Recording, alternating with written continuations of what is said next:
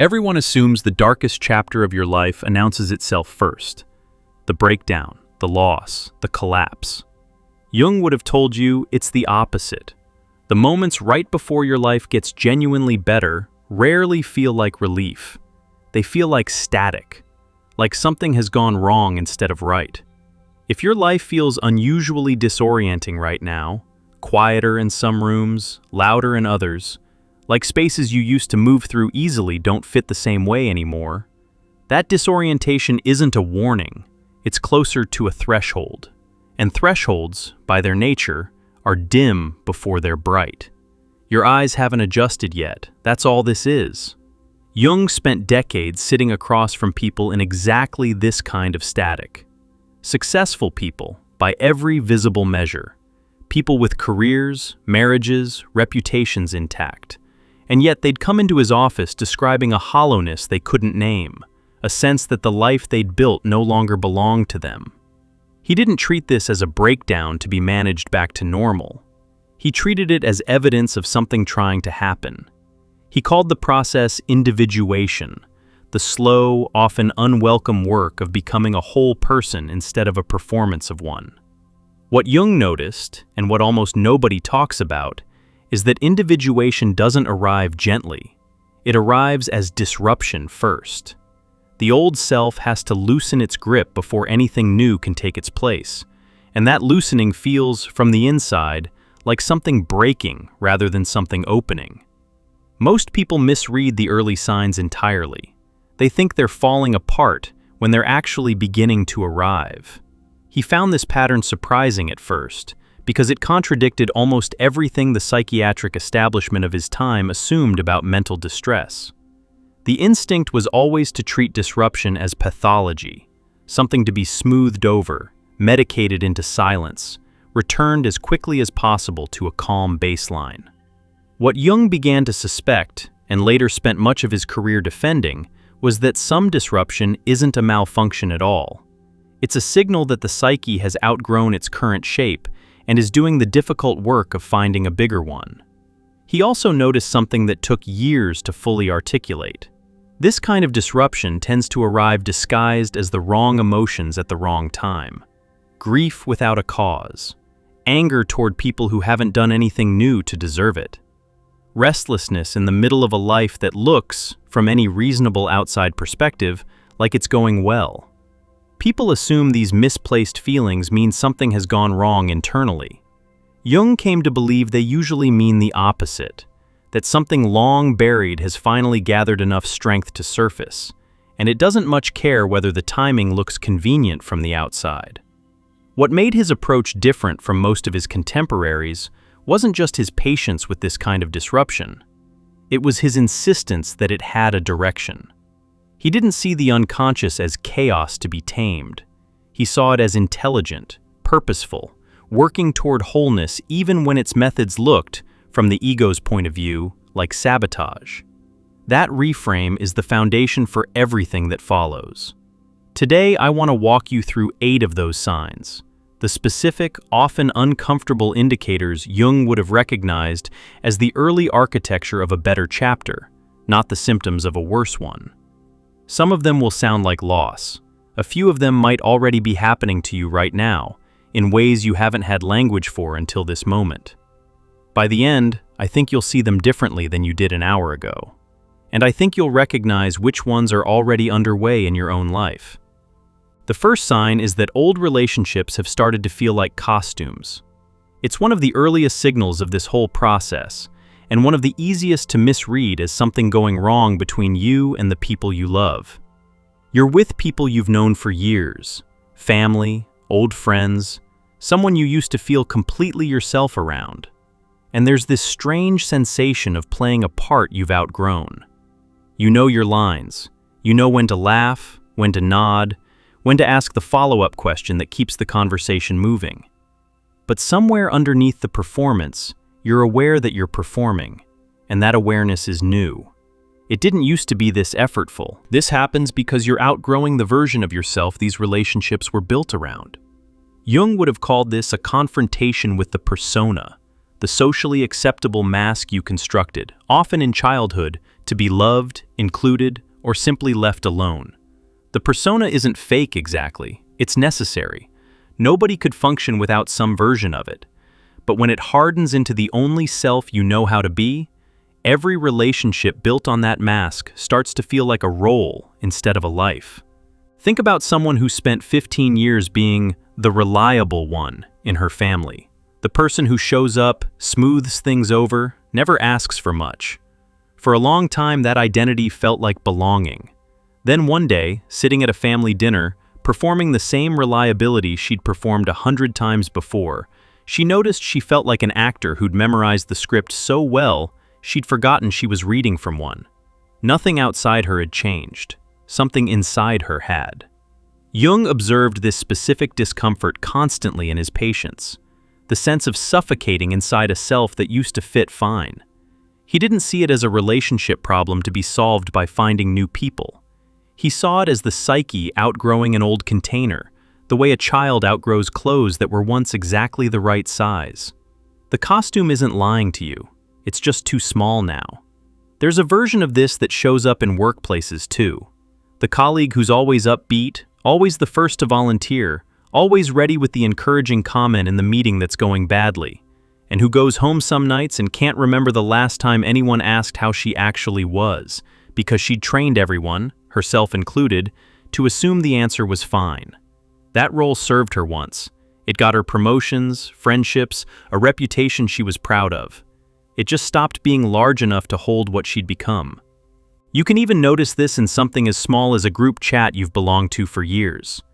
The jokes you're expected to make, the tone you're expected to keep, the specific version of funny or easygoing that everyone's come to rely on from you.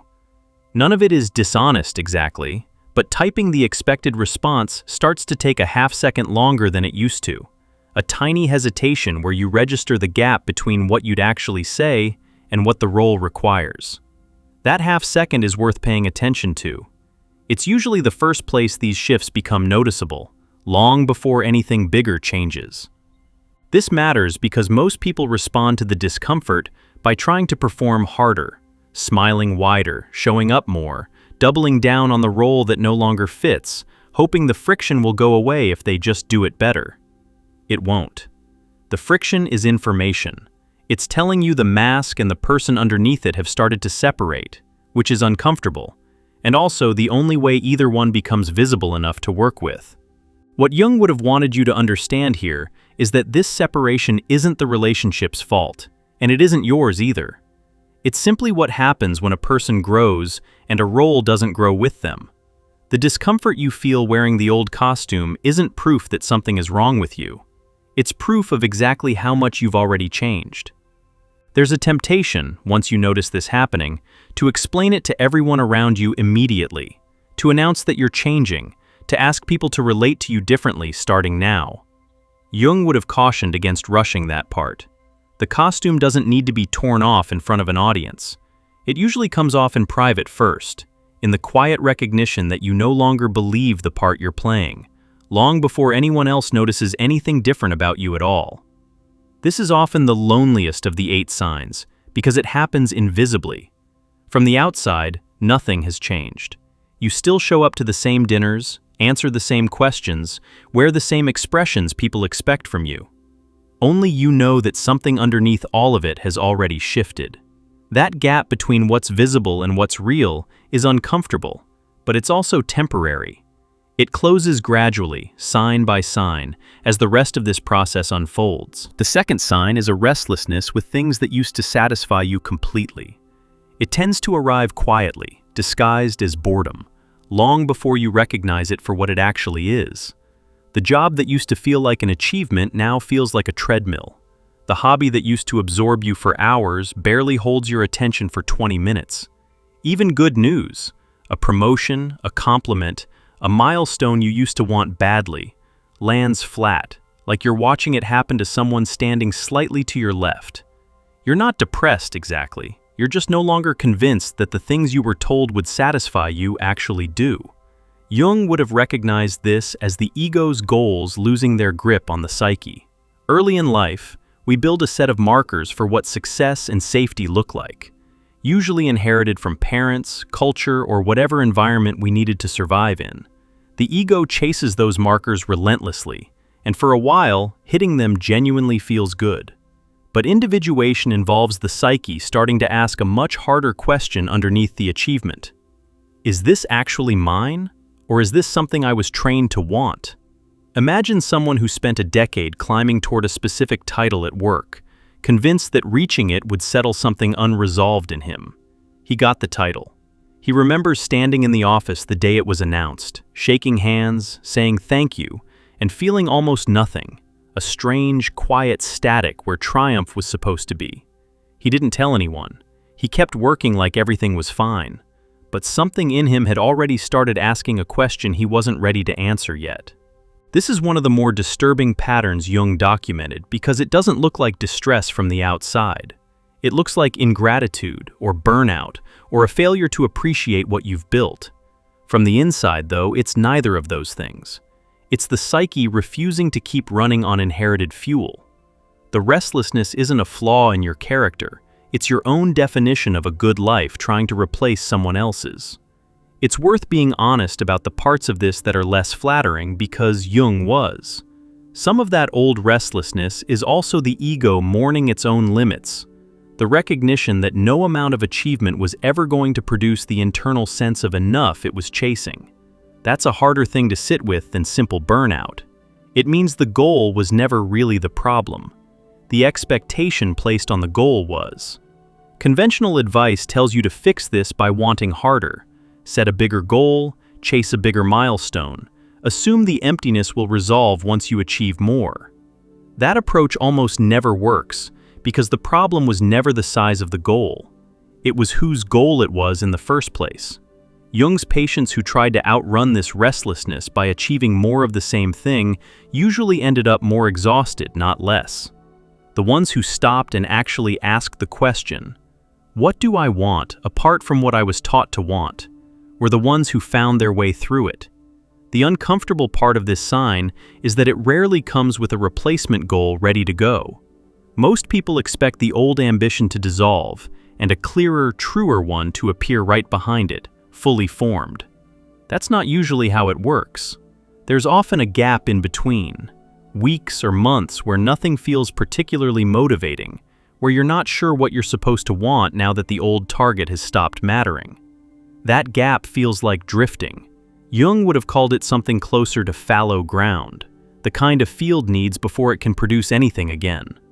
People in this stage often mistake the gap for a personal failure, evidence that they've lost their drive, their ambition, whatever quality used to make them feel productive and worthwhile. It isn't a loss of drive. It's a temporary absence of a target, which is a very different thing. Drive doesn't disappear during individuation. It goes quiet for a while so it can redirect itself towards something that's actually yours, instead of continuing to power a goal you've already outgrown. If you've been feeling this static lately, this next part matters, because it's not something you're meant to sit with alone. There's help built specifically for this stretch of the process, and it's worth knowing about before we go any further. There's a resource I want to mention here because it was built for exactly this stretch of the process. The part where the old goals have gone quiet and the new ones haven't spoken yet. It's called True Self-Discovery, and it's built around 24 practical reflection exercises, inspired by Jung's own work on individuation, designed to help you find your way back to what's actually yours underneath everything you inherited. It doesn't try to hand you a new set of goals to chase. It asks the questions that let your own answers surface, at whatever pace they're willing to. If any of this has felt familiar so far, it's worth clicking the link below and spending some time with it, because the 6 signs still ahead build directly on what we've already covered, and they get more specific, not less. The third sign is that you've stopped performing for people who never actually saw you clearly. This one tends to show up as relief before it shows up as anything else, which is often the first clue you're onto something real. There's a particular kind of exhaustion that comes from spending years trying to be understood by someone who was never going to understand you. A parent, an old friend, a partner who loved a version of you that stopped existing a while ago. For a long time, you kept explaining yourself to them anyway, hoping that if you found the right words, they'd finally get it. Somewhere along the way, you quietly stopped trying. Not out of bitterness, out of something closer to acceptance. Jung would have called this a shift in relationship to the shadow and the projections other people place onto us. We spend enormous energy trying to correct other people's misperceptions of us, as if being seen accurately by everyone is a requirement for being okay. Individuation involves realizing that some people's picture of you was built out of their own needs, history, and blind spots, and that no amount of explaining yourself will out-argue a projection someone isn't ready to drop. You say, "That hurt me," and somehow end up defending why you're allowed to have feelings. If you've had that exact conversation before, you already know the exhaustion I'm describing. It's the conversation where you walk away having explained yourself perfectly and still feel unseen, because the other person was never actually listening for you. They were listening for confirmation of who they'd already decided you were. Jung saw this dynamic constantly in families particularly, where one member had cast another in a fixed role decades earlier, the difficult one, the sensitive one, the disappointment, and no amount of growth or evidence to the contrary changed the casting. He noticed that his healthiest patients eventually stopped auditioning for a part they'd already been given regardless of performance. They didn't get angrier, they got quieter, in a way that had nothing to do with giving up. There's an example worth sitting with here. A man in his 40s spent years sending his father detailed updates about his life, job changes, a new home, milestones with his kids, hoping each one might finally register as proof that he'd turned out fine. His father would respond the same way every time, a short reply, a subject change, a return to whatever version of his son he'd decided on 30 years earlier. At some point, without deciding to, the man stopped sending the updates. It wasn't a punishment, it was simply the end of an argument he finally understood he couldn't win, because the other side had never actually been listening. He described the change afterward not as anger, but as a kind of tiredness that had finally been allowed to speak. For 30 years, he'd treated every conversation with his father as a case he could eventually win with enough evidence. Letting that go didn't feel like defeat once the initial grief of it passed. It felt like setting down a bag he'd been carrying for so long he'd forgotten it had weight at all, and only noticed the weight in its absence, in how much lighter ordinary conversations with other people suddenly felt by comparison. This is one of the more uncomfortable truths in the individuation process, because it can look like coldness from the outside. You stop explaining, stop chasing understanding, stop showing up with the same intensity for people who've never met you halfway. It isn't coldness. It's the redirection of energy that used to go toward being understood by people who weren't equipped to understand, now available for something else entirely. It's worth distinguishing this from cutting people off entirely, because they aren't the same thing, even though they can look similar from a distance. You can still love someone, still show up for the relationship in the ways that are actually possible, while quietly retiring the specific project of making them finally understand you. That project was never fully within your control to begin with. Understanding has to be offered from both sides. You can only control your half of it. Jung recognized this letting go as one of the more mature developments in a person's psychology, even though it's rarely framed that way. Giving up on being understood by someone incapable of understanding you isn't resignation. It's the redirection of hope toward relationships and pursuits that can actually meet you, instead of continuing to pour energy into a version of connection that was never available in the first place. The fourth sign is grief for a life you haven't actually lost yet. It's one of the most disorienting signs on this list, because grief usually needs a clear cause, and this kind doesn't offer one. This one confuses people the most, because it doesn't attach to anything concrete. You're not mourning a specific loss, no funeral, no breakup, no clear before and after. It's a diffuse sadness that shows up in ordinary moments, driving home, doing dishes, lying awake at 3 in the morning, grieving something you can't quite name. If you tried to explain it to someone, you'd struggle to point at the cause. Nothing bad has technically happened. Jung would have recognized this as anticipatory mourning for the self you're leaving behind. Individuation requires the death of an old identity before a new one can take its place, and some part of the psyche grieves that death in advance, the way you might grieve a relationship you know is ending before it's officially over. You're not falling apart, you're saying goodbye to a version of yourself that served you for a long time, even if it no longer does. She was 34 years old, sitting in her car in a parking lot after work, crying for no reason she could explain to herself. Nothing had happened that day. Her job was fine, her relationships were fine, but she cried anyway, quietly, for about 10 minutes, then wiped her face, checked the mirror, and went inside to make dinner like nothing had occurred. She didn't tell anyone about it for months. When she finally did, she realized she'd been grieving a life she was in the process of leaving, one she hadn't consciously decided to leave yet. This kind of grief unsettles people because it doesn't fit the story we're told about sadness, that it needs a cause, an event, a reason proportional to its size. Jung understood grief differently. He saw it as psychic energy honoring what's ending, whether or not the ending has technicalities attached to it yet. The old self doesn't get to leave quietly. It gets mourned first, the way anything that mattered gets mourned. It helps to know this grief usually arrives in waves rather than as one continuous state.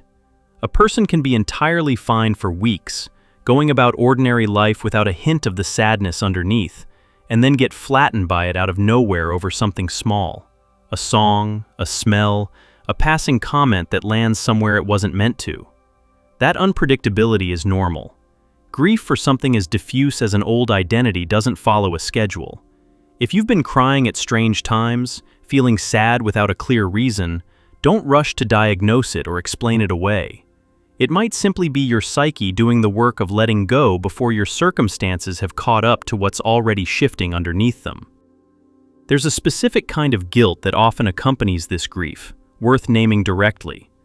People assume they shouldn't be sad about a life that, by most measures, is going fine.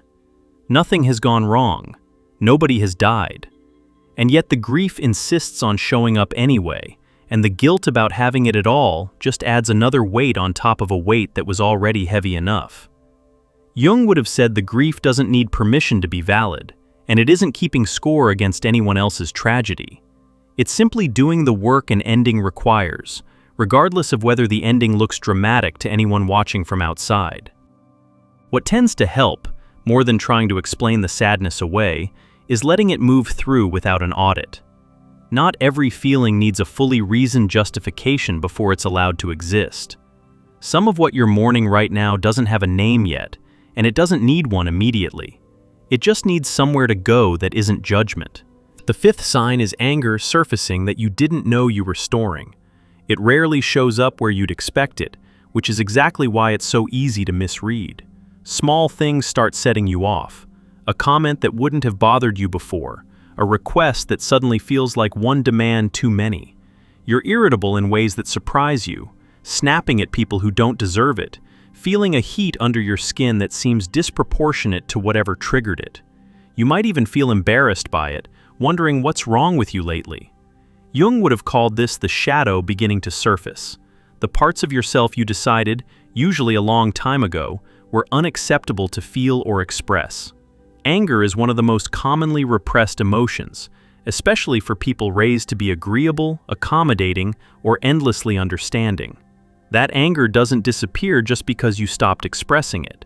It gets stored, sometimes for decades, waiting for enough psychological safety to finally surface. Think about someone who spent 20 years believing her parent would eventually become capable of the emotional support she'd always needed. Every disappointment got absorbed quietly, rationalized, forgiven in advance. Then, seemingly out of nowhere, in her mid-30s, she found herself furious, not at one incident, but at the accumulated weight of 2 decades of swallowed disappointment finally demanding acknowledgement. The anger wasn't new. It had just finally found permission to exist. This is one of the more shadow integration-heavy parts of the process, because it requires an uncomfortable admission. You have to acknowledge that the compulsive patience, the endless understanding, the willingness to absorb disappointment without complaint, was often protecting you from having to feel the anger underneath it. That patience wasn't purely virtuous. Some of it was avoidance dressed up as maturity. This is a hard thing to hear about yourself, and Jung didn't soften it much when he saw it in his patients. He'd note, gently but plainly, that their endless capacity to understand difficult people often served a second, quieter purpose. It let them avoid the much harder work of feeling angry at someone they still loved. Understanding someone's dysfunction and excusing yourself from ever being upset by it are not the same thing, even though they can feel identical from the inside for years at a time. Here's the turn most people don't expect in this part of the process. The anger, uncomfortable as it feels, is usually not a sign that you've become bitter or lost your grip on generosity. It's frequently the opposite. People who integrate their anger instead of continuing to bury it tend to become more genuinely generous afterward, not less, because their kindness stops being a substitute for a boundary they were too afraid to set and starts being an actual choice instead of a default they never questioned. Jung didn't treat anger as a character flaw to be managed away. He treated it as information, usually about a boundary that was crossed repeatedly without ever being named. The surfacing of old anger, uncomfortable as it feels, is often the psyche finally being honest about something it's been quietly absorbing for far too long. It's worth saying plainly that this anger, left unexamined, can curdle into something less useful: bitterness, resentment that never resolves into anything, a permanent low-grade hostility that hurts the person carrying it more than anyone else. That's not the destination Jung was describing. The point of this sign isn't to stay angry indefinitely. It's to finally feel what was always there, honestly, long enough for it to tell you what it needed to say, usually something about a limit that should have been set years earlier, before it can settle into something calmer. The people who navigate this stage well tend to do one particular thing differently from the people who get stuck in it. They let the anger inform a change instead of just replaying the same resentment on a loop. The anger points at something. Once you've located what it's pointing at, a relationship that needs new terms, a pattern that needs to end, a version of yourself that needs to stop apologizing for having limits, the anger has done its job. It doesn't need to be carried forever to have been valid. The sixth sign is that you've started setting boundaries that feel like betrayal. It's one of the more visible signs on this list because, unlike the others, the people around you tend to notice it immediately. You say no to something you would have automatically said yes to a year ago, and instead of relief, you feel guilt so heavy it almost convinces you to take the no back. You decline the invitation, protect the evening, stop answering messages after a certain hour, and some part of you feels like you're abandoning someone, even when logically you know you're not. Jung would have understood this as the tension between individuation and collective conformity. Groups, families, friend circles, workplaces, operate more smoothly when everyone stays in their assigned role. The moment you change your behavior, even in small, healthy ways, you disrupt a system that had adapted to the old version of you. The guilt you feel isn't a sign you're doing something wrong. It's the system's resistance to a change it didn't choose. The partner who's always explaining why they're allowed to have feelings knows this discomfort well, and so does anyone who's ever said no to a family obligation for the first time in years and braced for the fallout that guilt promised would come. Sometimes the fallout arrives. More often, it doesn't. The anticipation itself is often worse than what actually happens once the boundary is in place. Jung hesitated to even call boundary setting a purely positive development because he recognized it always comes at a cost: disappointed people, disrupted expectations, relationships that have to renegotiate their terms or, sometimes, end. He didn't romanticize this stage. He was honest that becoming a more whole person often makes you temporarily harder to be around for people who benefited from the smaller version of you. There's an example that captures this well. A woman who'd spent years being the default emergency contact for every crisis in her extended family, the one who drove 3 hours at midnight, who covered the cost nobody else could, who rearranged her own plans without being asked to, decided one year to simply stop being available for everything. The first time she said she couldn't make the trip, the silence on the other end of the phone lasted long enough that she almost apologized just to fill it. She didn't. The relationship survived. It just had to become something more honest than it had been before. What made that moment bearable, she said later, wasn't confidence.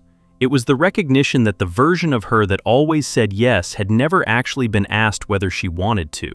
It had simply been assumed, for years, without anyone, including her, checking whether the assumption still held. The boundary wasn't a rejection of her family. It was the first time in a long while that her availability came from a real choice instead of a reflex nobody had ever questioned. This is the point where individuation stops being purely internal and starts having consequences in your actual relationships.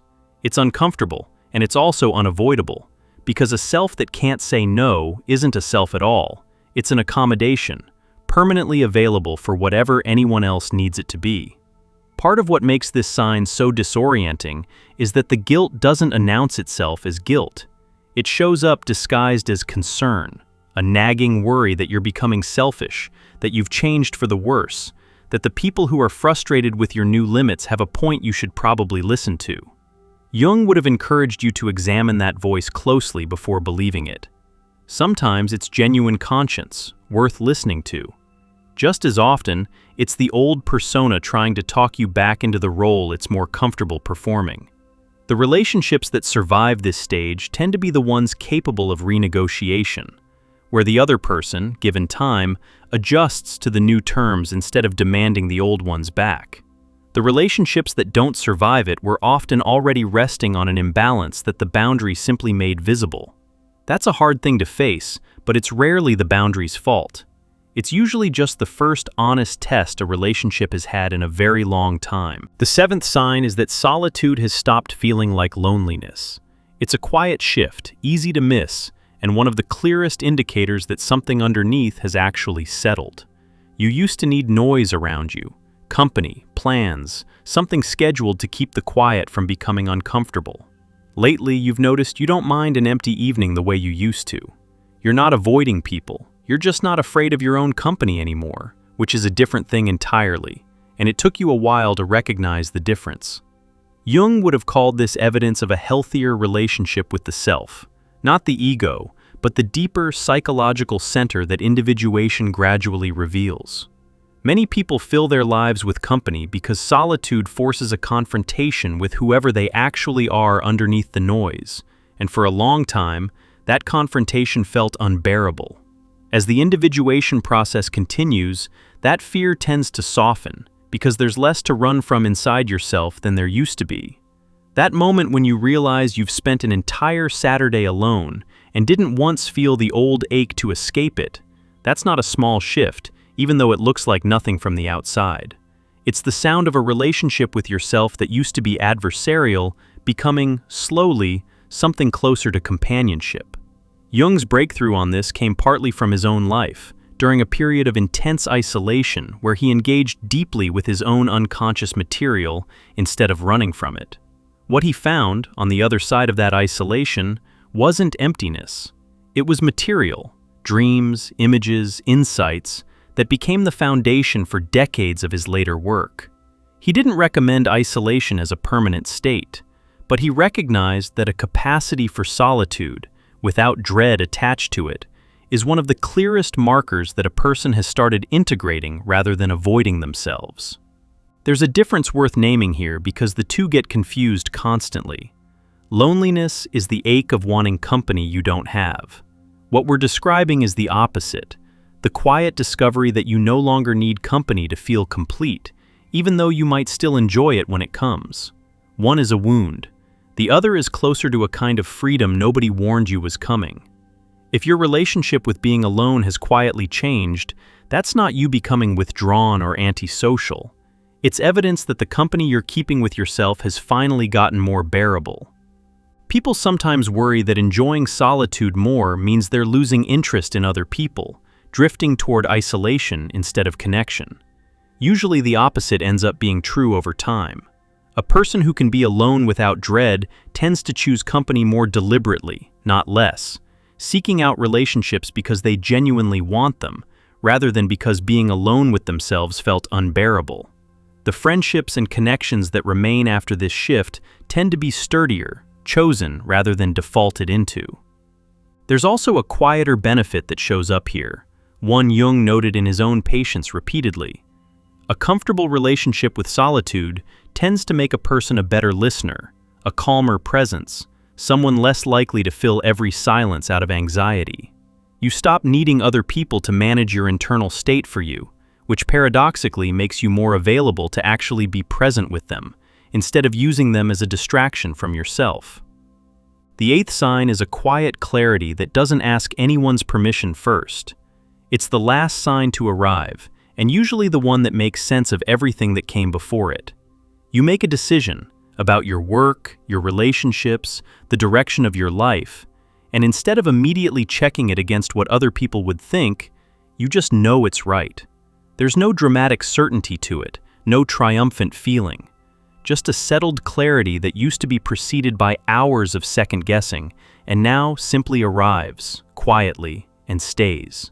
This is the sign Jung would have considered closest to individuation's actual destination. Not the absence of struggle, but the emergence of an inner authority strong enough to make decisions from, rather than constantly outsourcing that authority to everyone else's opinion. He didn't describe this as arrogance or self-sufficiency in the isolating sense. He described it as finally having a center of gravity that belongs to you, instead of borrowing one from whoever happens to be in the room.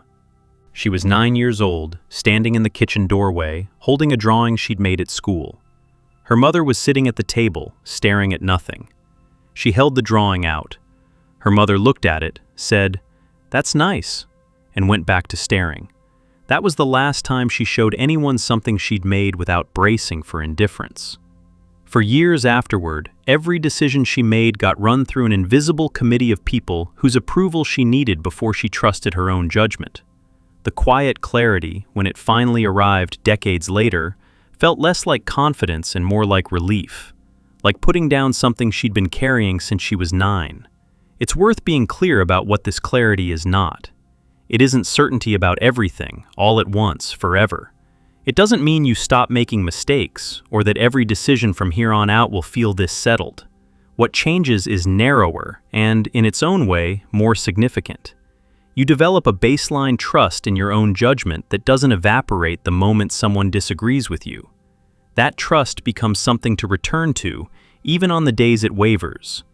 This is often the sign people wait for the longest, because it can seem, from far enough away, like something you either have or don't. A trait rather than a skill that develops through use. It isn't a fixed trait. It's built the same way anything durable gets built, through repetition, through making a decision from your own center and watching it hold even when someone challenges it, then doing that again and again, until the inner authority Jung described stops feeling like a fragile experiment and starts feeling like simply how you operate now.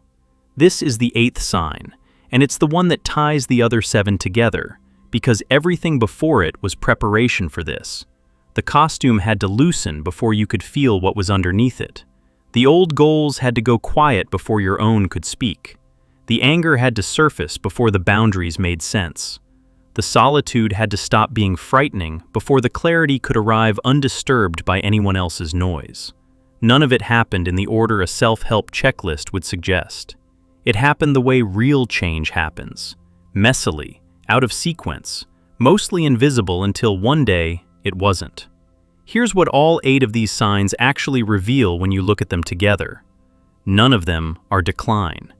Every single one is reorganization. The costume loosening, the old goals going quiet, the anger surfacing, the grief with no clear cause, the boundaries that feel like betrayal, the solitude that stopped aching, the clarity that doesn't need a vote. These aren't symptoms of a life coming apart. They're the visible mechanics of a life being rebuilt from something more honest than what it was standing on before. Jung's ultimate insight about this stage of life was that people almost universally misinterpret it while they're inside it. They think they're regressing, malfunctioning, losing the plot of a story that used to make sense. What they're actually doing is shedding a self that was built for survival, in favor of one that's built for something closer to a real life. Theirs, specifically, rather than an inherited or performed version of it. He watched this happen in patient after patient, and he noted the same thing every time. The discomfort was never a mistake. It was the price of admission for something none of them could have accessed while still wearing the old shape. It helps to say clearly what tends to come after these 8 signs, because Jung didn't leave the story at disruption. Patients who moved through this stage, rather than fighting it or numbing it into silence, tended to describe a similar shift on the other side, a quieter confidence, relationships that felt more honest even if there were fewer of them, work that felt aligned instead of merely impressive, and a general sense of having stopped performing a life and started actually living one. None of them described it as arriving somewhere finished. They described it as finally standing on ground that was theirs. That's worth repeating, because it contradicts almost every cultural story we're told about what a good chapter of life is supposed to look like. It isn't ease. It isn't the absence of difficulty. It's the presence of alignment, a life that matches who you actually are, closely enough that you stop needing to perform a version of yourself just to get through the day. Jung would have told you that alignment feels calmer than achievement ever did, even when it comes with less applause. It's worth being honest about the timeline, because Jung was careful never to promise a fast one. Individuation isn't a phase you pass through in a single season and emerge from finished. For most people, it unfolds over years, sometimes unevenly, with long stretches where nothing seems to be moving, followed by sudden bursts of clarity that make sense of everything that came before. If you've recognized these signs, but don't yet feel like you've arrived anywhere, that's not failure. That's simply where the process actually is right now, and it's allowed to take the time it takes. There's also a shadow side to this stage worth naming honestly, because pretending it isn't there would be its own kind of spiritual bypassing. Some of what looks like individuation is genuinely just fatigue, or unresolved trauma that needs professional support rather than reflection alone, or a season of life that requires practical change rather than psychological reframing. Not every restless feeling is a call to individuate. Sometimes it's simply a sign you're exhausted, or in a situation that actually does need to change on the outside, not just be understood on the inside. Jung's framework doesn't replace good judgment about your own circumstances. It sits alongside it. Telling the difference usually comes down to direction rather than intensity. Individuation, even at its most painful, tends to move you toward more honesty with yourself over time, a clearer sense of your own values, your own limits, your own voice underneath the noise. If what you're experiencing instead feels like it's wearing you down without ever resolving into anything clearer, that's worth taking seriously as something separate, something that might need more support than reflection alone can offer. There's no failure in seeking that support. Jung himself relied on collaborators, correspondence, and deep relationships throughout his own most difficult periods. He never suggested this work was meant to be done in total isolation. If you've recognized yourself in even 2 or 3 of these 8 signs, I want you to sit with something before this ends. You are not behind. You are not broken. You are not failing at a life that used to work fine and mysteriously stopped. You are in the part of the process that never gets filmed, never gets celebrated, never looks like anything on the outside except a person going quiet for a while. That quiet is not absence, it's construction, happening somewhere you can't see it from the outside, using material that was always yours and is only now becoming available to you. You might not recognize all 8 signs in yourself right now, and that's fine. Very few people move through every layer of this at once. Some arrive years apart. The costume might loosen long before the anger surfaces. The clarity might not show up for a long time after the grief does. There's no schedule here, and there's no version of this where you're doing it wrong because your particular order looks different from someone else's. The only thing these signs have in common, wherever you find them in your own life, is that they're all pointing the same direction, toward a self that's more honestly yours than the one you've been carrying. It's also worth saying that recognizing these signs doesn't obligate you to rush through them. Some people, once they understand what's happening, try to speed the process along out of impatience, forcing the boundaries, manufacturing the clarity, performing the transformation before it's actually settled into place. Jung would have cautioned against that too. Individuation isn't a task to complete efficiently.